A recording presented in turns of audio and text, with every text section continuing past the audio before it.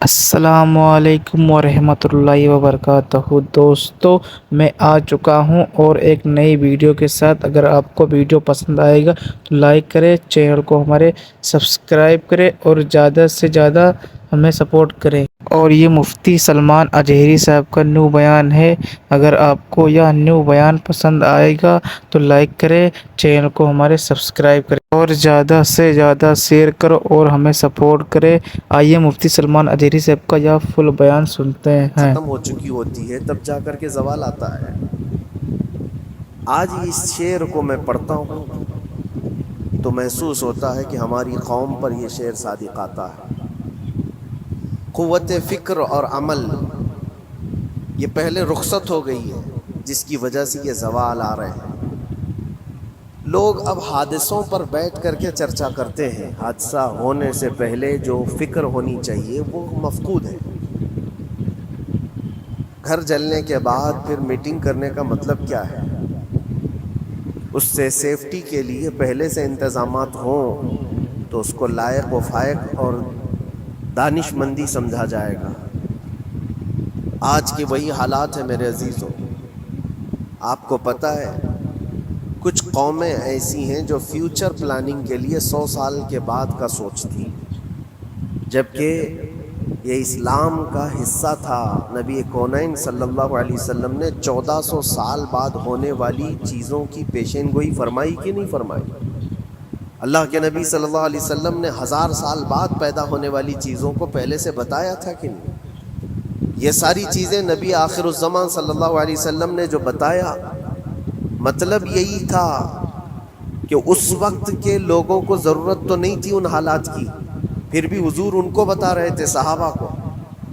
آج جو چیزیں پیدا ہونے والی ہیں وہ رسول پاک کو پتہ تھا، 1000 سال بعد ہونے والی چیزیں ہیں، لیکن اس وقت کے صحابہ کو یہ باتیں کیوں بتائی جا رہی تھی؟ ان کے حالات تو اس وقت کے نہیں تھے ویسے۔ اس کے باوجود نبی پاک صلی اللہ علیہ وسلم نے ان کو 1000 سال بعد ہونے والی چیزوں کی باتیں اس لیے بتائی کہ یہ دین اسلام فیوچر پلاننگ کے لیے کتنا ایکٹیو ہے یہ سمجھو۔ آگے کے لیے اس لیے بتایا گیا کہ صحابہ اپنی اولاد کو اور وہ اپنی اولاد کو، وہ اپنی اولاد کو یہ بات منتقل کرتے جائیں اور آنے والے حادثوں سے پہلے سے ذہن پریپیئر رہے، تیار رہے۔ دجال کے فتنے کا ذکر کتنی مرتبہ حدیث پاک میں آیا۔ امت کو نبی پاک صلی اللہ علیہ وسلم نے یوں ہی نہیں چھوڑ دیا۔ دجال کا فتنہ آئے گا، یاجوج ماجوج کا فتنہ آئے گا، یہ ساری چیزیں بتائی گئی کہ نہیں؟ ہر مسلمان تقریباً جانتا ہے آخر زمانے میں ایک بہت بڑا فتنہ دجال کی صورت میں ظاہر ہوگا۔ تو یہ باتیں اتنے 100 سالوں سے چل رہی ہیں کہ ذہن تیار ہے اس فتنے کو کہ اگر ایسا فتنہ آیا تو ایمان پر ڈٹے رہنا ہے، جمے رہنا ہے۔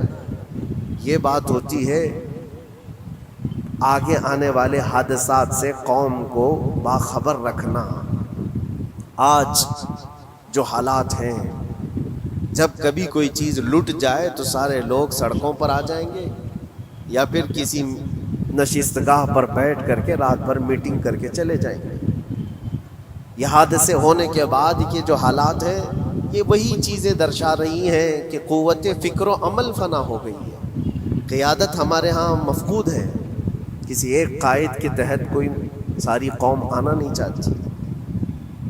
آپ کیا سمجھتے ہیں کہ جو ہمارے ساتھ حالات پیش آ رہے ہیں، کبھی مسجدوں کو لے کر، کبھی خانقاہوں کو لے کر، کبھی بزرگوں کے نام کو لے کر، اب ہمارے وقف کی جائیداد کو لے کر، یہ سارے جو معاملات ہیں یہ اچانک آنے والی چیزیں نہیں ہیں۔ بھانپ لیا گیا ہے تمہاری پوری طبیعت کو، تمہارے مزاج کو، کہ فکر و عمل کی قوت ان کی ختم ہو چکی ہے۔ ان کو 2 چند چیزوں میں ہی راضی کیا جا سکتا ہے۔ دنیا یہ سمجھ رہی ہے، جس کی وجہ سے کھلواڑ پر کھلواڑ ہوتے چلے جا رہے ہیں، اور ان کو یہ بھی پتہ ہے کہ یہ کچھ نہ کر سکیں گے۔ میرے عزیزو، آپ نا امید اور مایوس نہ ہو کہ ہم سے کچھ نہیں ہوگا۔ اللہ کریم چاہے تو ایک بندے سے بھی پوری دھرتی پر زلزلہ لا سکتا ہے۔ اللہ کریم کی ذات پر یقین اور توکل رکھو۔ سرکار غریب نواز ہندوستان آئے تھے تو بہت بڑی فوج لے کر نہیں آئے تھے، اللہ کی ذات پر بھروسہ کر کے آئے تھے اور 90 لاکھ لوگوں کے دلوں میں چراغ اسلام جلا دیا تھا. وہ یقین اور توکل کے ساتھ آئے تھے. آج لوگوں کے دلوں کے اندر جو مایوسی اور نا امیدی ڈالی جا رہی ہے کہ کچھ ہوگا نہیں، ابھی کچھ کرنے سے کچھ نہیں ہوگا، یہ نا امیدی اور مایوسی تمہاری طبیعت میں کیوں آئی؟ کیا تمہارا رب تبارک و تعالیٰ کی ذات پر یقین کمزور ہو گیا؟ اگر یہ اس طرح کی بیماری آئی ہے تو پھر بدر پڑھ لینا. جب رسول پاک صلی اللہ علیہ وسلم کے ساتھ وہ صحابہ جا رہے تھے، ان کو اچھی طرح پتا تھا کہ سامنے آنے والی فوج کتنی طاقت لے کر آ رہی ہے. 1000 لوگ آ رہے ہیں، ہاتھی گھوڑے ان کے پاس، ہتھیار اور اسباب ان کے پاس ہیں، کھانے پینے کی مزے کی ساری چیزیں لے کر کے آ رہے تھے مکہ والے. اور ادھر صحابہ ننگے پیر ہیں، 313 کے پاس 4 گھوڑے ہیں، پیدل چلے آ رہے ہیں، چھاؤں لینے کے لیے کوئی جگہ تک نہیں ہے ان کے پاس. ایک کھجور کسی کے پاس ہو تو 10 لوگ اس پر اکتفا کر لیں. فاقے پر فاقہ کرنے والے وہ صحابہ، لیکن انہوں نے یہ نہیں کہا کہ اللہ کے نبی صلی اللہ تعالیٰ علیہ وسلم سے کہ ہمارے پاس اسباب کی کمی ہے، ہتھیار کی کمی ہے، کچھ نہیں ہمارے پاس، سواری نہیں ہے. بغیر سواری کے 180 کلومیٹر مدینے سے چل کر کے وہ بدر پہنچے تھے، بدر تک پہنچے تھے. اور اس وقت اپنی ساری محنتیں، اپنی ساری قوتیں انہوں نے زمین پر لا کر رکھ دیں. پھر بدر کے میدان میں جب پہنچے تب اللہ کریم کی بارگاہ میں دعا کیا تھا میرے مصطفیٰ نے، اے اللہ اگر اس نہتی قوم کو تو نے فتح نہیں دی تو پھر قیامت تک اس روئے زمین پر سجدہ کرنے والا کوئی نہیں ہوگا. یہ محبوبانہ انداز تھا میرے مصطفیٰ کا. وہ دعا مدینے میں بیٹھ کر کے بھی تو کر سکتے تھے. 180 کلومیٹر دور اتنی مصیبت میں دھوپ میں چل کر کے جانے کی کیا بات تھی؟ ننگے پیر صحابہ گئے ہیں، فاقے پر فاقہ کیے ہوئے. وہ مدینے میں بیٹھ کر دعا کرتے تو کیا رحمت للعالمین کی دعا قبول نہیں ہوتی؟ لیکن مصطفیٰ کریم صلی اللہ علیہ وسلم نے یہ مزاج دیا ہے، پہلے فکر و عمل میدان میں لاؤ پھر دعا کرو، اللہ کی مدد آتی.